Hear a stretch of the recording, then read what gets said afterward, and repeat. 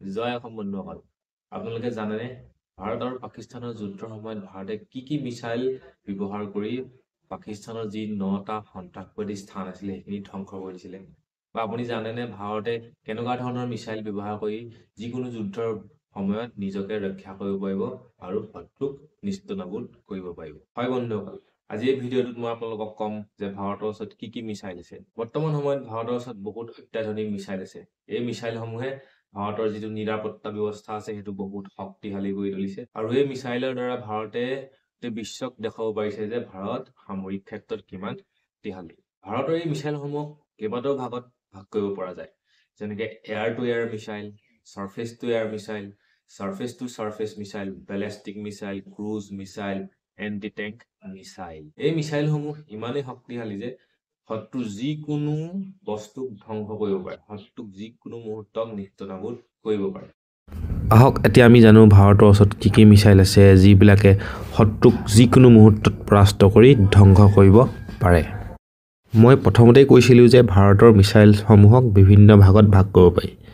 ইয়াৰ ভিতৰত আছিল air to air missile surface to surface missile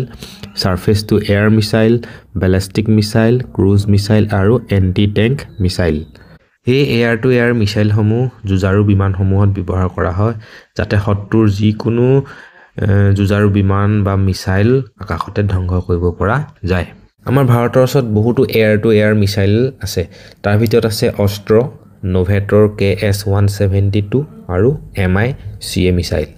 surface to air মিছাইলসমূহ মাটিৰ পৰা প্ৰক্ষেপণ কৰা হয় আকাশলৈ যাতে আকাশত থকা শত্ৰুৰ যিকোনো বস্তুক ধ্বংস কৰিব পৰা যায় তাৰ ভিতৰত যুঁজাৰু বিমানো হ'ব পাৰে বা যিকোনো ধৰণৰ মিছাইলো হ'ব পাৰে বৰ্তমান ভাৰতৰ ওচৰত বহুতো সাৰফেস টু এয়াৰ মিছাইল আছে তাৰ ভিতৰত আছে ত্ৰিশূল আকাশ বাৰাক 8 পৃথিৱী আৰু S-400 এই S-400 টো ৰাছিয়াৰ পৰা ভাৰতে ক্ৰয় কৰিছে আৰু বাৰাক 8 যিটো মিছাইল আছে সাৰফেস টু এয়াৰ মিছাইল এটো ভাৰত আৰু ইজৰাইলে মিলি বনাইছে সাৰফেস টু সাৰফেস মিছাইলসমূহ মাটিৰ পৰা প্ৰক্ষেপণ কৰা হয় মাটিৰ পৰা প্ৰক্ষেপণ কৰা এই সাৰফেস টু সাৰফেস মিছাইলসমূহে শত্ৰুৰ যিকোনো লক্ষ্য বস্তুক ধ্বংস কৰিব পাৰে সাৰফেস টু সাৰফেস মিছাইলসমূহে মাটিত থকা লক্ষ্য বস্তুকে ভেদ কৰিব পাৰে ইয়াৰ ভিতৰত আছে অগ্নি পৃথিৱী ধনুষ সূৰ্য প্ৰহাৰ আৰু প্ৰলয় মিছাইল ভাৰতৰ এই মিছাইলসমূহ সাৰফেস টু সাৰফেস মিছাইল এই মিছাইলসমূহে মাটিৰ পৰা ইয়াক প্ৰক্ষেপণ কৰা হয় আৰু শত্ৰুৰ যিখিনি মাটিত যিখিনি লক্ষ্য বস্তু আছে সেইখিনিক ধ্বংস কৰিবৰ কাৰণে এই সাৰফেস টু সাৰফেস মিছাইলসমূহ ব্যৱহাৰ কৰা হয় বেলিষ্টিক মিছাইলসমূহে শত্ৰুৰ বহুত দূৰত থকা লক্ষ্য বস্তুক ধ্বংস কৰিবৰ কাৰণে ব্যৱহাৰ কৰা হয় এই বেলিষ্টিক মিছাইলসমূহ বহুত দূৰলৈকে গতি কৰিব পাৰে আৰু এই মিছাইলসমূহৰ লগত গাইডেন্স বা ডাইৰেকচন সিস্টেম সংযোগ কৰি দিয়া থাকে এই মিছাইলসমূহে বেলিষ্টিক মিছাইলসমূহে গাইডেন্স আৰু ডাইৰেকচনৰ সহায়ত শত্ৰুৰ যিকোনো বস্তুক সেই স্থানত গৈ সঠিকভাৱে ধ্বংস কৰিব পাৰে ভাৰতৰ ওচৰত বহুতো উন্নত আৰু শক্তিশালী বেলিষ্টিক মিছাইল আছে ইয়াৰ ভিতৰত আছে K4 K5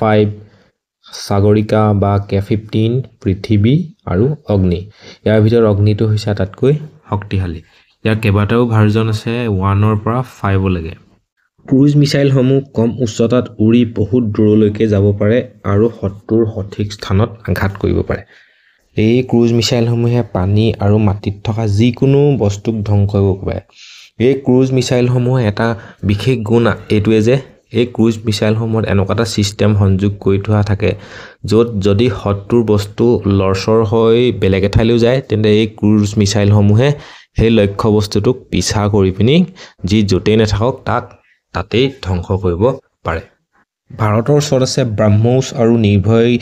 ক্ৰুজ মিছাইল ইয়াৰ ভিতৰত ব্ৰহ্মোছ হৈছে আটাইতকৈ শক্তিশালী এই ব্ৰহ্মোছ ক্ৰুজ মিছাইলটো ভাৰত আৰু ৰাছিয়াই মিলি বনাইছে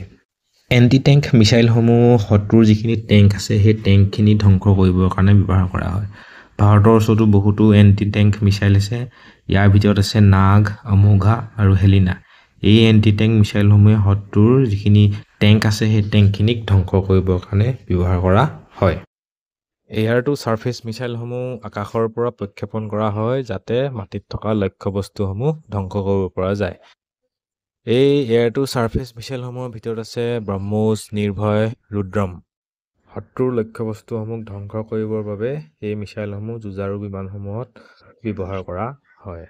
এই মিছাইলসমূহ বহুত কষ্টলি হয় আৰু এই মিছাইলসমূহ বনাবলৈ চৰকাৰে বহুত টকা খৰচ কৰিব লাগে। আনুমানিক 1-2 কোটিৰ পৰা 50-60 কোটি টকা পৰ্যন্ত খৰচ হয় এটা মিছাইল বনাওঁতে। আৰু বৰ্তমান ভাৰতৰ যি সামৰিক বাজেট আছে সেইটো হৈছে 6.81 লাখ কোটি। পেহেলগাম এটেকৰ যি প্ৰতিশোধ ভাৰতে লৈছিলে সেই প্ৰতিশোধত ভাৰতে 9টা সন্ত্ৰাসবাদী স্থানত আক্ৰমণ কৰিছিলে আৰু পাকিস্তানৰ এই 9টা সন্ত্ৰাসবাদী স্থানত আক্ৰমণ কৰোঁতে ভাৰতে ব্ৰহ্মোছ মিছাইল ব্যৱহাৰ কৰিছিল আৰু এই ব্ৰহ্মোছ মিছাইলৰ যি ক্ষমতা সেই ক্ষমতা দেখি বিদেশী বহু ৰাষ্ট্ৰই ভাৰতৰ পৰা এতিয়া এই ব্ৰহ্মোছ মিছাইল ক্ৰয় কৰিব বিচাৰে। ব্ৰহ্মোছ মিছাইল ক্ৰয় কৰিব পৰা বিচৰা ৰাষ্ট্ৰসমূহৰ ভিতৰত আছে ব্ৰাজিল, ছিংগাপুৰ,